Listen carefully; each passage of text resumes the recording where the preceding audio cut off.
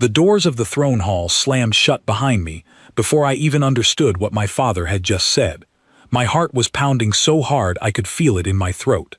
300 nobles stood frozen, staring at me, and not one of them looked surprised. That was the moment I understood. This had already been decided. I was the last to know. My name is Vayana Sol Kaithe, daughter of Emperor Kaith Vordreus, and for 26 cycles I had been raised to believe I would rule. I had studied law, warfare, trade, and diplomacy since I could walk. I had trained until my hands bled. I had done everything asked of me, everything except one thing my body refused to give. 3 bondings, 3 failures, no heir.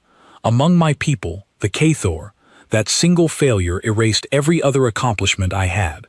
A woman who could not carry a bloodline forward was not seen as unlucky. She was seen as broken. "You will be given to the humans," my father said, his voice flat, as if he were discussing trade routes and not my entire future. A diplomatic gesture, a gift of goodwill to secure the border treaty. A gift. I was being called a gift, but I heard the truth underneath his words. I was being removed, quietly, permanently, sent somewhere far enough that no one would have to look at the Empire's disappointment again. I did not cry in that hall. I had learned long ago that tears were currency my enemies loved to spend. I simply bowed, the way I had been trained to bow, and walked out with my spine straight and my mind screaming. That night, alone in my chambers, I finally allowed myself to shake. I stared at the star maps on my wall, at the small, insignificant human world circled in red ink by some clerk who probably never thought about what it meant to the person being sent there. Earth, a planet of short lives, fragile bodies, and according to everything I had been taught, unstable emotions and primitive customs. I remember thinking, this is where I disappear. I was given 3 days to prepare, 3 days to pack an entire life into 6 containers. My advisor, Doran, an old man who had served my family since before I was born, was the only one who looked at me with something other than pity or relief. "They are wrong about you," he said quietly, helping me fold the last of my formal robes. "But they are also cowards.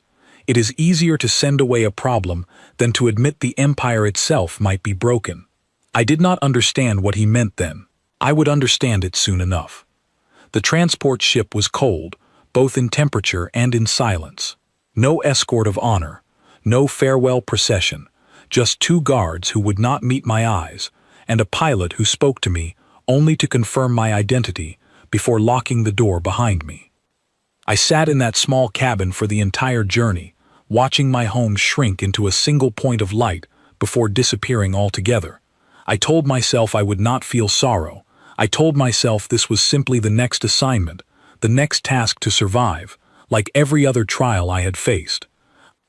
But when the ship finally landed and the doors opened to reveal gray skies and cold air and a world I had only seen in reports, something in my chest cracked.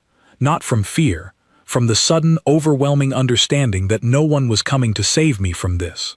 There was no rescue plan. There was no secret twist where my father changed his mind.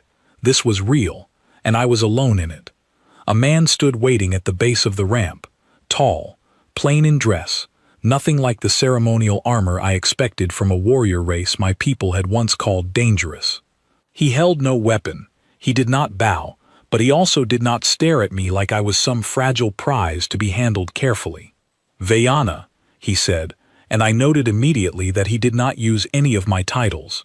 "I'm Ethan. I'll be your liaison here." I studied him the way I had been trained to study every stranger, searching for weakness, searching for the angle he would use against me. I found none, just a steady, quiet patience that unsettled me more than any hostility could have.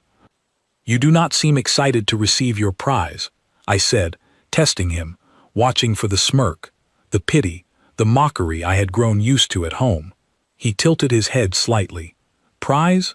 No, you're a person. I was told to help you settle in, not to unwrap you like a gift." I did not respond. I did not know how to respond to that. On my world, no one had spoken to me so plainly in longer than I could remember. Every conversation I'd had for cycles was wrapped in political calculation, hidden agendas, careful distance. This man simply said what he meant, and nothing more. As we walked toward the compound that would become my new residence, I studied everything around me with the same instinct that had kept me alive in court politics my whole life. I noted the guards were relaxed, not tense. I noted the workers nearby greeted Ethan by name, not title. I noted that when an older woman stumbled near the entrance, 3 separate humans rushed to help her, without hesitation, without waiting to see if helping her would benefit them politically. On my world, weakness was something to be hidden, punished, or exploited. Here it seemed almost celebrated to step in and help. I did not understand it, not yet. That first night, alone in the modest quarters they had given me, I allowed the exhaustion of the day to finally catch up. I sat by the window, looking out at a sky full of unfamiliar stars, and for the first time since the throne hall, I let myself acknowledge the full weight of what had happened. I had been discarded, not because I lacked skill or intelligence or strength, but because my body had failed to do the one thing an empire demanded of royal women. I had spent my entire life being told my worth was tied to something I could not control, and now I was sitting on a strange planet, surrounded by strangers, wondering if perhaps my father was right. Perhaps I truly was nothing more than a broken piece of a bloodline that no longer needed me. A soft knock interrupted my thoughts. When I opened the door, Ethan stood there, holding 2 cups of something warm and steaming. "Thought you might want this," he said simply. "It's just tea, nothing special. Figured you might not want to be completely alone tonight." I almost refused out of pride. Almost. But something in his tone, so plain, so free of pity, made me pause. "Why?" I asked. "Why does it matter to you if I am alone?" He shrugged, leaning against the doorway. "Because it's a rough day for anyone, being shipped off to a new planet. Doesn't matter if you're a princess or a soldier or anyone else. Loneliness feels the same for everybody." I took the cup from him, our fingers brushing for the briefest moment, and for reasons I could not explain, that small, simple kindness affected me more deeply than any grand ceremony ever had. I did not know it then, but that quiet exchange, 2 cups of tea and a few plain words, was the first crack in the wall I had built around myself for cycles. It was the beginning of something none of my people, and honestly, none of me, ever expected. I had been sent away as a punishment. A quiet, cruel way to erase an inconvenient failure from the royal bloodline. My father believed he was discarding a broken tool. My people believed they were witnessing the fall of an unworthy princess. None of them understood that they were not ending my story. They were simply starting it somewhere new. I sat there long after Ethan left, staring at the steam rising from the cup in my hands, feeling something unfamiliar stir inside me. Not hope exactly. Not yet, but something close enough to it that it frightened me more than anything the Empire had ever thrown my way. For the first time in longer than I could remember, I wondered if being sent away was not the end of my worth. Perhaps, somehow, it was only the beginning. The first month on the human world taught me more about myself than 26 cycles in the palace ever had. I woke each morning expecting cruelty. I had been raised on stories of humans as reckless, emotional creatures, who could not be trusted with power, who fought wars over feelings instead of strategy, who lacked the discipline my people prided ourselves on. I searched for proof of this every single day. I watched for the moment someone would slip, would show me the savage nature I had been warned about. Instead, I found something far more confusing than savagery. I found consistency. Ethan came to check on me every morning, always at the same hour, always with the same calm tone, never once treating me like glass that might shatter if handled wrong. He did not ask about my failed bondings. He did not ask why a princess of my status had been sent so far from home with so little ceremony. I began to suspect he already knew the truth and had simply chosen not to make me relive it. One afternoon, while walking through the compound gardens, I finally asked him directly. "You know why I was sent here," I said. It was not a question. He did not stop walking, did not turn to study my face for weakness the way my own advisors would have. "I know a summary. I don't know if it's the truth. The summary is the truth, I said, bitterness slipping into my voice before I could stop it. I am unable to bear an heir. That is why I am here, not as an honored guest, as discarded property. I expected pity. I expected the careful, practiced sympathy my own court had perfected, sympathy that always carried a shadow of judgment underneath it. Instead, Ethan simply frowned, genuinely confused. That's it? That's the whole reason? Is that not reason enough? He stopped walking then, turning to face me fully. Where I come from, plenty of people can't have kids. Sickness, age, circumstances, sometimes just how their bodies work. Nobody sends them away for it. That would be considered cruel. On my world, I said slowly, a woman's worth is measured by her bloodline. A princess who cannot continue that bloodline has failed her single most important duty. Ethan shook his head, not in disagreement with me, but in something closer to disbelief at the idea itself. That sounds less like your fault and more like a broken system. I did not know how to respond to that. No one had ever suggested the fault might lie somewhere other than within me. Over the following weeks, I began paying closer attention to how humans treated weakness, illness, and difference. I watched an elderly man with a limp be helped onto transport vehicles without hesitation. I watched children with visible differences play alongside others without being separated or shamed. I watched Ethan's colleagues, trained soldiers, spend an entire afternoon repairing a stranger's damaged home after a storm, expecting nothing in return. On my world, weakness was hidden or exploited. Here, weakness seemed to invite support instead of judgment. I began to feel something dangerous stirring inside me. Not affection exactly. Not yet. Curiosity, certainly.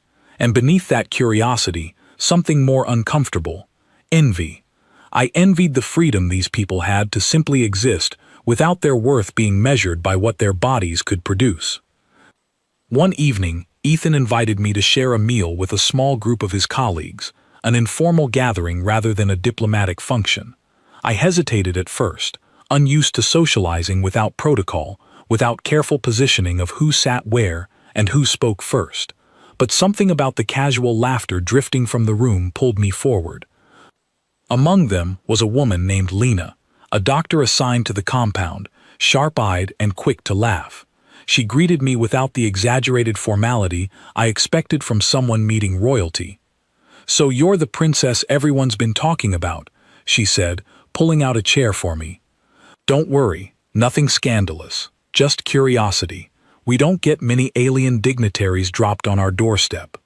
I sat carefully, watching the group interact, noting how easily they teased one another, how quickly disagreements dissolved into laughter rather than escalating into rivalry. "You seem surprised by us," Lena said, studying me with the same curiosity a scientist might study an unusual specimen, though without any of the coldness that comparison might suggest. "I was told humans were unstable," I admitted, deciding honesty might serve me better than diplomatic evasion. "Ruled by emotion rather than reason." Lena laughed, not unkindly. "We are ruled by emotion. That's not a flaw, though.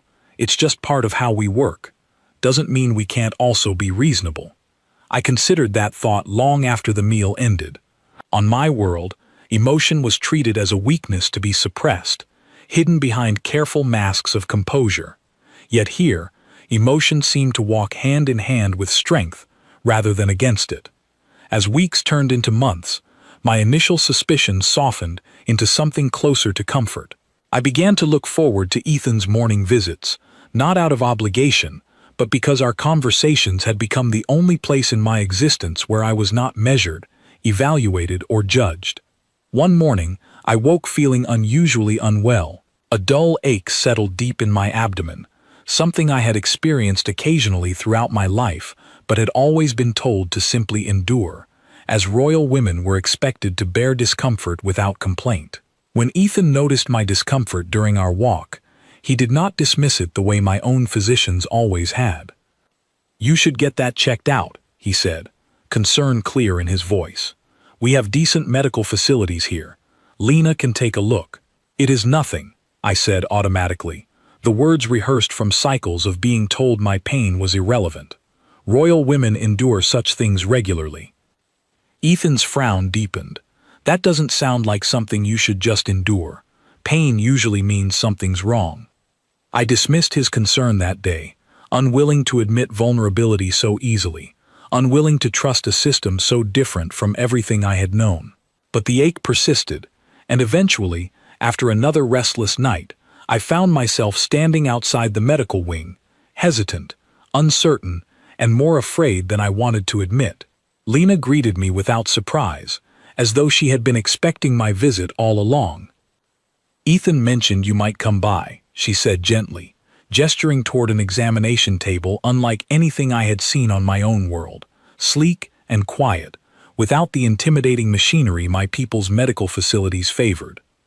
"This is simply routine," I said, more to convince myself than her. "Sure," Lena said, though her expression suggested she suspected otherwise. "Let's just take a look and make sure everything's fine." I lay back, unfamiliar instruments humming softly around me, and tried to steady my breathing. Whatever these scans revealed, I told myself, would simply confirm what I already knew, that my body had failed, that I was, as my own people had decided, incapable of the one purpose expected of royal women. I did not yet know that this small, routine visit would become the moment everything I believed about myself began to unravel. Lena's expression shifted midway through the scan, subtle but noticeable, a flicker of confusion crossing her face as she studied the readings in front of her. "That's odd," she murmured, more to herself than to me. "What is odd?" I asked, my heart suddenly beating faster. She glanced up at me, her expression carefully neutral, the way physicians on my world had always looked right before delivering news meant to devastate. "Nothing to worry about right now," she said carefully. "But I'd like to run a few more tests, if that's all right with you. Just want to understand something a little better." I agreed, though unease settled deep in my chest. On my world, additional tests always meant confirmation of failure, never possibility. I had no idea, sitting there in that quiet, unfamiliar room, that the very thing my own people had declared broken beyond repair was about to be questioned by people who had never once believed my worth was tied to it in the first place. For the first time since arriving on this world, I found myself hoping for something I had long ago taught myself never to hope for again. 3 weeks after that first scan, a ship arrived from home. I felt its arrival before anyone told me, a strange, cold certainty settling in my chest the moment I saw the shape descending through the clouds. Only one vessel carried that particular insignia. My father had sent envoys to check on his discarded daughter. I stood at the edge of the landing platform, dressed in the formal robes I had brought from home, but rarely worn since arriving, and watched as the ramp lowered to reveal a familiar face. Sarah Vantel, one of my father's senior envoys, a woman who had never once shown me warmth, even when I was still considered valuable to the throne. "Princess Vayana," she said, her tone polite but hollow, the kind of politeness reserved for formalities rather than genuine care. "The Emperor sends his regards and wishes confirmation of your continued well-being." I understood immediately what this visit truly was. Not concern, verification. My father wanted to be certain I had settled quietly into irrelevance, that I posed no risk of becoming an inconvenient reminder of the Empire's failures. "I am well," I said simply, refusing to give her the satisfaction of seeing anything other than composed strength. Sarah studied me for a long moment, and I saw something flicker across her expression, confusion perhaps, or suspicion. I did not look broken. I did not look diminished. If anything, months away from court had left me steadier than I had felt in cycles. "You seem different," she said carefully. "I am simply no longer required to perform weakness for the benefit of an audience," I replied. Her eyes narrowed slightly, but before she could respond, Ethan approached, his presence calm and unhurried as always. He greeted Sarah with polite formality, offering to arrange quarters for her stay, and I watched carefully as she studied him too, searching for something to report back to my father. That evening, Sarah requested a private audience with me, away from any human presence. I agreed, curious what she truly wanted beneath the diplomatic pretense. "Your father is concerned," she said once we were alone, her voice dropping the formal politeness she had used earlier. "Reports suggest you have integrated too comfortably here, that you appear content. Is contentment now considered a crime among my people?" I asked, unable to keep the bitterness fully hidden. "It is considered a complication," Sarah said. "A discarded princess who thrives reflects poorly on the decision to discard her." I felt something sharp twist inside me at her words, the casual cruelty of admitting outright that my well-being was never the concern, only the appearance of my failure remaining consistent. "Then perhaps," I said slowly, "the discomfort your report will cause my father is not my burden to carry." Sarah's expression tightened, but she said nothing further that night. I did not know then that her visit would set into motion events far larger than either of us anticipated.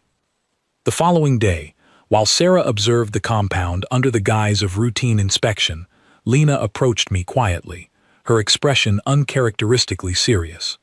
"I need to speak with you," she said. "Somewhere private." We retreated to the medical wing, and once the door sealed behind us, Lena finally revealed what those additional tests had uncovered. "Your reproductive systems aren't damaged," she said carefully, watching my reaction closely. "They're suppressed. Artificially. There are markers in your biology consistent with long-term chemical and genetic suppression, not natural infertility." I stared at her, certain I had misunderstood. "That is not possible. I have been told my entire life that this is simply how my body is." "I don't think that's true," Lena said gently. "Someone did this to you. Deliberately. And based on the patterns we're seeing, it likely wasn't just you." The room seemed to tilt slightly around me as her words settled into place. "Suppressed. Not broken. Not naturally incapable. Deliberately altered. Why?" I whispered, though some part of me already suspected the answer forming in the back of my mind. Lena hesitated before answering. "I can only guess based on the biology, but this kind of suppression usually exists to control something. Fertility, succession, bloodlines. If royal women can't conceive without specific intervention, then whoever controls that intervention controls the entire line of succession." I sat down heavily, my mind racing through cycles of memory. Every royal woman I had known who struggled to conceive, every quiet shame passed down through generations of my family, every physician who dismissed our pain as simply the price of noble blood. It was not nature, it was control. I do not know how long I sat there in silence before Ethan found me, drawn by Lena's message that something significant had happened. He knelt in front of me, studying my face carefully, waiting rather than pressing for answers. "They did this to me," I finally said, my voice barely steady. "My own people. Not fate, not flawed biology. A deliberate choice made by someone in power, hidden behind cycles of tradition and shame." Ethan's jaw tightened, anger flickering behind his otherwise calm expression, though he kept his voice gentle. "Do you know who, or why? Control," I said, echoing Lena's earlier explanation. "If they can decide who conceives and who does not, they decide who inherits power. They decide the entire future of the empire, hidden behind claims of natural failure." The weight of that realization settled over me slowly, cycle by cycle of memory rearranging itself into new, horrifying clarity. Every whispered judgment about my failure, every quiet shame my mother had carried before me, and her mother before her, all of it, potentially manufactured, maintained deliberately to keep royal bloodlines controlled by whoever held the power to grant or withhold fertility. I thought of my two sisters, both married into powerful houses, both struggling silently with the same failures I had endured. I thought of cousins, aunts, generations of women quietly blamed for something that may never have been their fault at all. Sarah's earlier visit suddenly took on a darker meaning. She had not come to check on my well-being. She had come to ensure I remained quiet, contained, unable to threaten whatever system had been built around this control. That night, I confronted her directly, unwilling to wait for further confirmation before demanding answers. "You knew," I said, standing in the doorway of her temporary quarters, refusing to allow diplomatic softness to shield the confrontation. Sarah's expression shifted rapidly through several emotions before settling into careful neutrality. "I do not know what you are referring to." "Do not insult me further," I said, my voice sharper than I had ever allowed myself to speak to a royal envoy. "I know now that my infertility was never natural. Someone suppressed it deliberately. Tell me who." For a long moment, Sarah said nothing, her carefully composed mask cracking just slightly at the edges. Finally, she sighed, some of the practiced formality falling away. "You must understand," she said quietly, "the empire depends on control. Bloodlines cannot be left to chance. If any royal woman could conceive freely, without oversight, alliances could shift unpredictably, power could slip into unintended hands. So you sabotage us," I said, disbelief and fury mixing together in my chest. "Generations of women, blamed for something never within our control, simply to maintain political stability." "It is not sabotage," Sarah insisted, though her voice lacked conviction. "It is management." I stared at her, the woman who had delivered countless messages from my father over the cycles, who had witnessed my humiliation without ever once revealing this truth. "You watched me suffer," I said slowly. "You watched cycles of shame destroy my confidence, my worth, my place among my own family, and you said nothing." "It was not my place to say anything," Sarah replied, though something like guilt flickered briefly across her face. "The decision belongs to those above me." "Then I suggest," I said, my voice steady despite the storm building inside me, "you inform those above you that their carefully maintained secret has just been discovered, and I will not remain silent about it." I left her quarters that night with a clarity I had never felt before. This was no longer simply about my own suffering. This was about generations of women manipulated and blamed for a fabricated flaw designed purely to maintain political control. Ethan found me later, sitting alone beneath the unfamiliar stars, my mind racing through possibilities I had never considered before. "What happens now?" he asked quietly, settling beside me without pressing for immediate answers. "Now," I said slowly, "I decide whether to remain silent, as I have been trained to do my entire life, or whether to expose a truth that could dismantle generations of controlled succession." "And which will you choose?" he asked.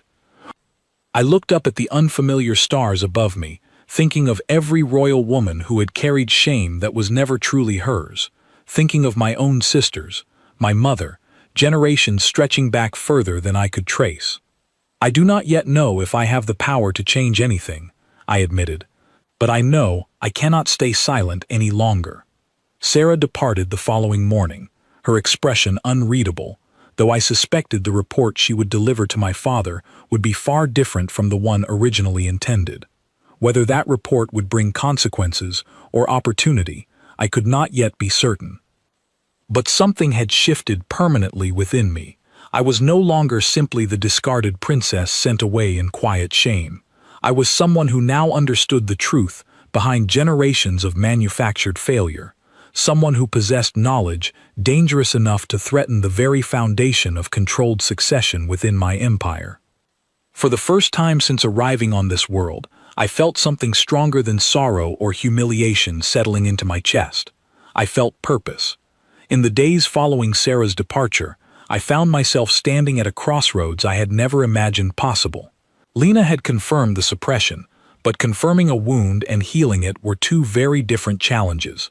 I did not know if what had been done to me could ever be undone, or if I would spend the rest of my life simply carrying the knowledge of injustice without any ability to change it. Ethan noticed my restlessness immediately, the quiet way I had begun pacing instead of sitting still, the way sleep had become harder to find. "You keep looking at that scan results file like it owes you something," he said one evening, finding me hunched over a tablet in the small study attached to my quarters. "It owes me answers," I said. "For cycles, I believed my body had simply failed me. Now I know it did not fail me at all. Something was done to it. I want to know if that can be reversed.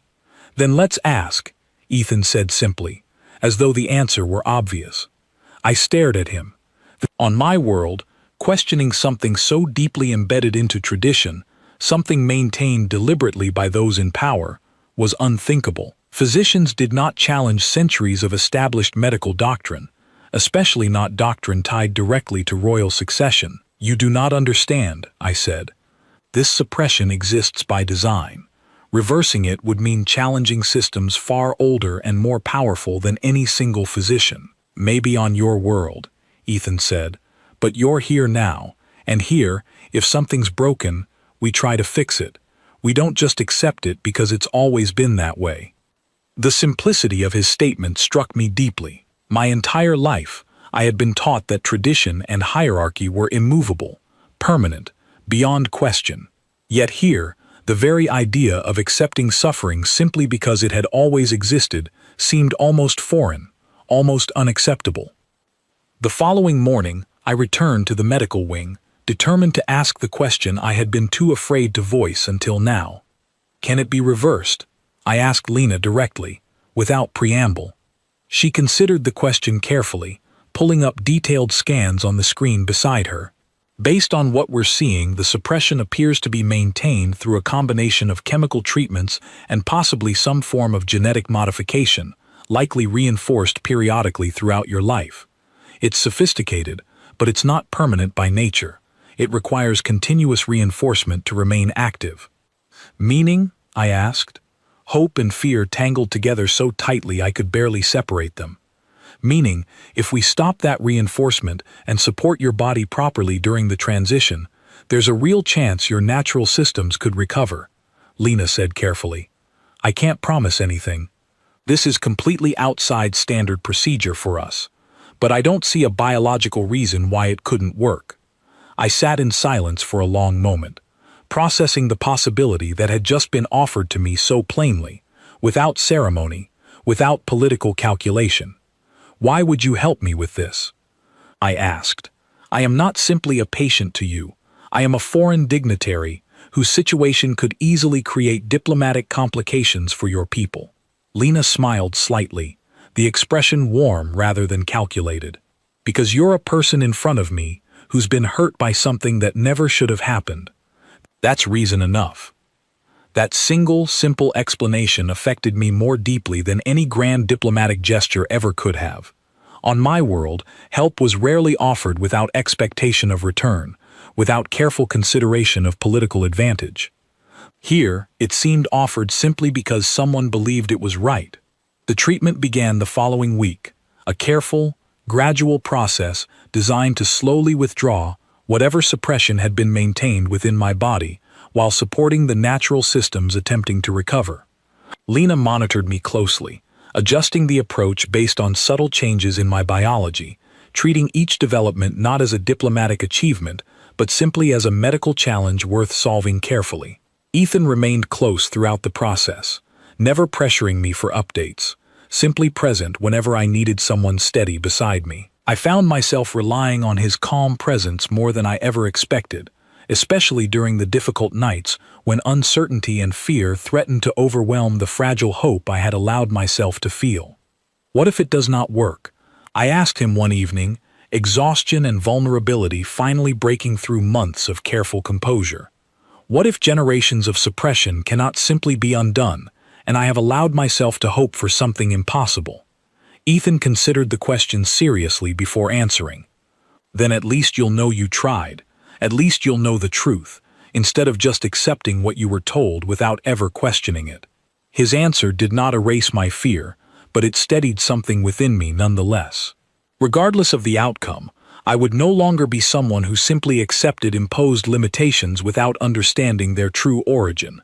Weeks passed slowly, each day bringing subtle shifts Lena carefully tracked and explained to me patiently, never rushing the process, never promising outcomes she could not guarantee. I began noticing changes within myself I could not fully articulate, a steadiness in my body I had never previously experienced, an energy that felt unfamiliar yet undeniably positive. Then, nearly 2 months after the treatment began, Lena called me into the medical wing with an expression I had not yet seen from her, careful excitement mixed with cautious professionalism. "I want to run one more test," she said, "but based on what we're seeing, I think your body may have fully recovered its natural function." I sat perfectly still as she conducted the test, my heart pounding so loudly I was certain she could hear it from across the room.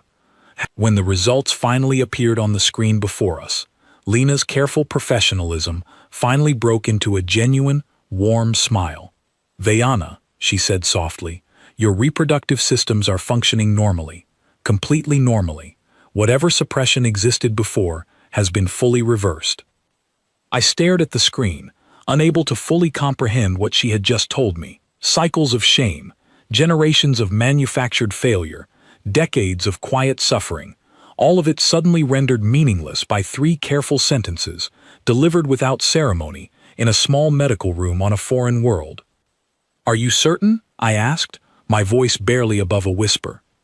"As certain as modern medicine allows," Lena said gently. "Your body is completely capable now. Whatever was done to suppress this has been undone." I do not fully remember standing up from that examination table. I remember only the overwhelming rush of emotion crashing over me, decades of quiet shame finally breaking apart into something I could not immediately identify, relief and grief and fury and hope, all tangled together so tightly I could not separate one from another. Ethan found me some time later, sitting quietly in the compound gardens, tears finally falling freely after months of carefully maintained composure. "Lena told me," he said gently, settling beside me without hesitation. "How are you feeling?" "I do not know," I admitted honestly. "Everything I believed about myself for cycles has just been proven false. I mourn the years I spent believing I was broken. I am furious at those who allowed that belief to continue. And yet, beneath all of that, there is something else, something I have not felt in longer than I can remember." "What's that?" Ethan asked quietly. "Hope," I said simply. "Real hope. Not the careful, calculated hope of political strategy, but something simple and personal. Something entirely my own." Several weeks later, that hope became something undeniable. When Lena confirmed what both Ethan and I had begun to suspect, that I was carrying new life, conceived naturally for the first time in my entire existence, I broke down completely. Decades of manufactured shame finally, permanently dismantled by simple biological truth. I was not broken. I had never been broken. I had simply been controlled, manipulated, suppressed by those who benefited from my believed failure. And now, against everything my own people had declared impossible, I was proof that their carefully constructed narrative had been nothing more than a convenient lie. Ethan did not treat this discovery as a political victory, though I understood well enough how significant it would become to the future of my empire. Instead, he simply held me close, his voice steady and warm. "This is yours," he said quietly. "Whatever happens next, whatever this means for your people, this moment right now, this is entirely yours." For the first time since the day my father discarded me in that cold, silent throne hall, I finally believed him. News travels faster across the stars than anyone in my empire ever anticipated.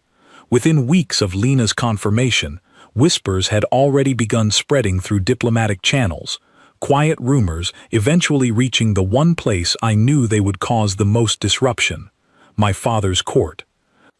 I did not wait for those rumors to reach him through unreliable gossip. I chose to return home myself, deliberately, on my own terms, carrying with me not just the truth of my recovery, but the full weight of what I had uncovered about generations of manufactured suppression. Ethan offered to accompany me, though I initially hesitated, uncertain how my father's court would react to a human presence during such a delicate confrontation. "This is your fight," he said carefully, "but you don't have to walk into it completely alone, unless that's what you want."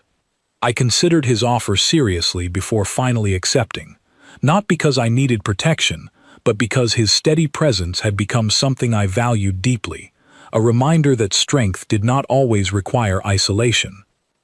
The journey home felt entirely different from the one that had carried me away in quiet shame. I sat in the same style of transport vessel, yet everything about the experience felt transformed.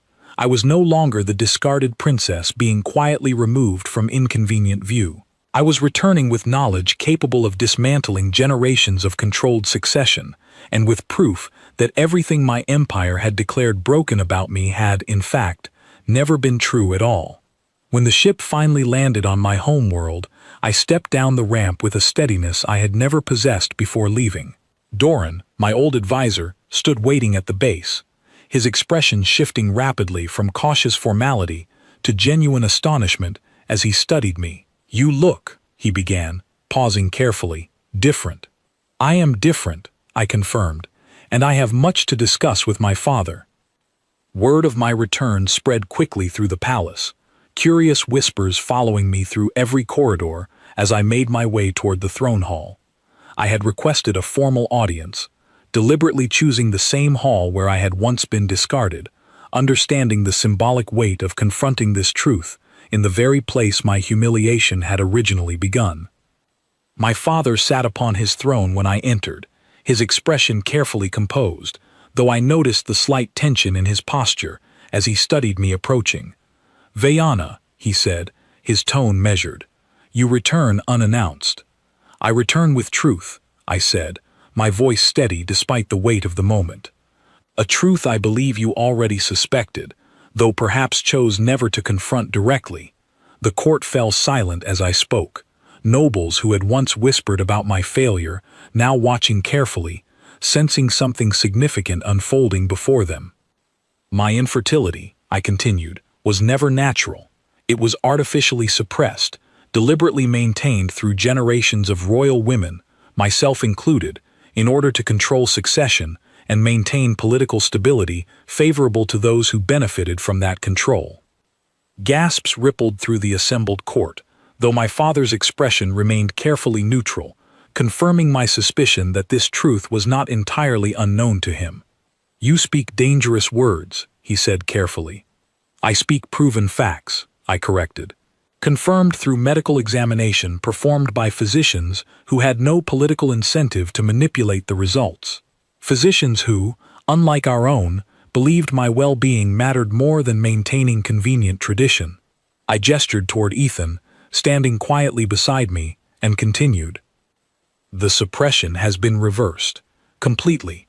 I am, at this moment, carrying new life within me, conceived naturally, proof beyond any doubt that my failure was never biological, but manufactured deliberately by those who valued control over the well-being of royal women across generations." The silence that followed was heavier than any I had experienced within these walls before. I watched my father's expression carefully, searching for any hint of the emotions hidden beneath his careful composure. "This changes everything," he finally said, his voice quieter than I expected. "If succession has been artificially controlled all along, then the entire foundation of our current order is built upon manipulation rather than natural law." "Precisely," I said, "and I believe it is time that foundation be rebuilt. Honestly this time, without the manufactured shame forced upon generations of women who were never truly at fault." I watched as murmurs spread rapidly through the assembled nobles, some clearly disturbed by the implications, others already calculating how this revelation might shift the balance of power within the empire. Sarah, standing quietly among the court officials, refused to meet my eyes, though I noticed her posture had grown noticeably rigid since my arrival. "Who authorized this suppression?" I asked directly, turning my attention toward her. "I believe the court deserves an answer, do they not?" The silence stretched uncomfortably before my father finally spoke. "The practice began generations ago, under my own grandmother's rule, a method intended to control unpredictable succession disputes during a particularly unstable period of our history. Over time, it became embedded tradition, rarely questioned by those who inherited the system rather than created it." "And you knew," I said quietly, "you knew this was being done to your own daughters." My father's expression finally cracked slightly, something resembling genuine regret flickering briefly across his otherwise composed features. I inherited a system I did not fully understand until much later. By the time I recognized its true nature, dismantling it seemed more dangerous than maintaining it. Dangerous for whom? I asked. For the empire, or simply for those who benefited from its continuation? He did not answer immediately, and in that silence, I understood the truth clearly enough without needing further confirmation. I am not here simply to expose what was done to me, I said, addressing the entire court now, rather than my father alone. I am here to ensure it ends, permanently. No more royal women will carry manufactured shame for something never truly within their control. I watched as the weight of my words settled across the assembled nobles, some visibly troubled by the implications, others already recognizing the political opportunity such a revelation might present. "What do you propose?" my father finally asked, his voice carrying a mixture of caution and something I had rarely heard from him before, genuine curiosity about my answer. "Full disclosure," I said firmly. "Every royal woman affected deserves to know the truth about her own biology. Every physician involved in maintaining this suppression must be held accountable, and succession must be restructured based on merit and genuine consent, rather than manufactured control disguised as natural law." The proposal sent immediate ripples of tension through the court, nobles exchanging uneasy glances as they considered the implications such changes would bring to established power structures. "This will not be simple," my father said carefully. "No," I agreed.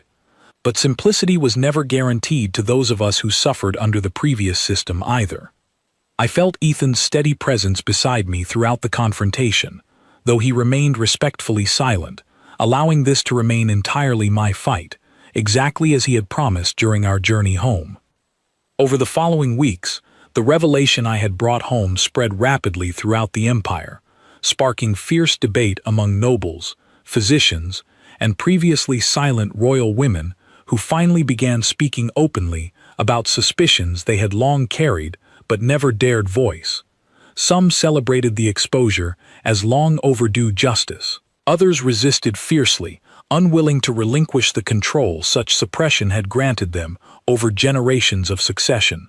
Sarah, eventually confronted directly by my father regarding her knowledge of the suppression, revealed further details about the physicians and officials who had maintained the practice across generations, providing crucial evidence needed to begin genuine reform. I remained actively involved throughout this process, no longer content to simply accept decisions made on my behalf without my input. My father, perhaps recognizing the strength I now carried, or perhaps simply understanding the political necessity of my continued involvement, began including me directly in discussions regarding succession reform. "You have changed," he said to me one evening, several months into the Reformation process, his tone lacking its previous careful formality. "I have not changed," I corrected gently. "I have simply been allowed, for the first time, to become who I always was, beneath generations of manufactured shame." He studied me for a long moment, before nodding slowly, something resembling genuine respect settling into his expression. "Your child," he finally said, "will be born into an empire very different from the one you were raised within." "Yes," I agreed, my hand resting gently against the gentle curve of new life growing within me. Different, and hopefully far more honest. As reforms slowly took hold throughout the following months, succession laws were rewritten entirely, removing artificial suppression permanently from royal biology and establishing genuine consent and capability as the foundation for future succession, rather than manufactured control disguised as tradition. Ethan remained by my side throughout this transformation, though we both understood the complicated nature of building a life between two entirely different worlds. We did not rush toward simple answers regarding our future, choosing instead to navigate each challenge honestly, exactly as we had from the very beginning of our unlikely connection. When my child was finally born, months later, surrounded not by cold political calculation, but by genuine celebration from those who understood the significance of this moment, I held my daughter for the first time and felt something settle permanently within me. I was not simply the discarded princess my empire had once tried to erase quietly.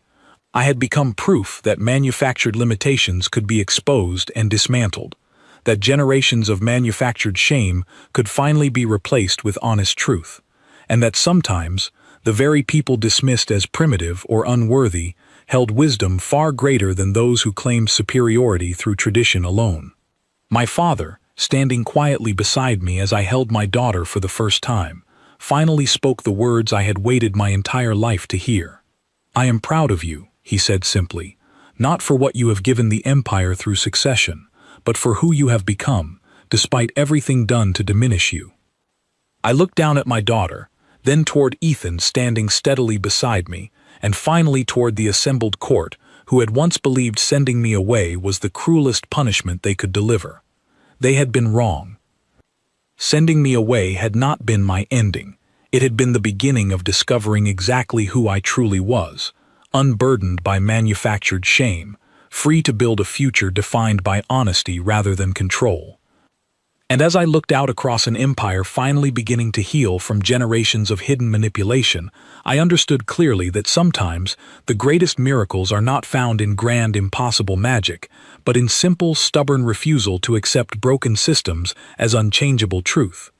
That refusal, more than anything else, had finally set us all free,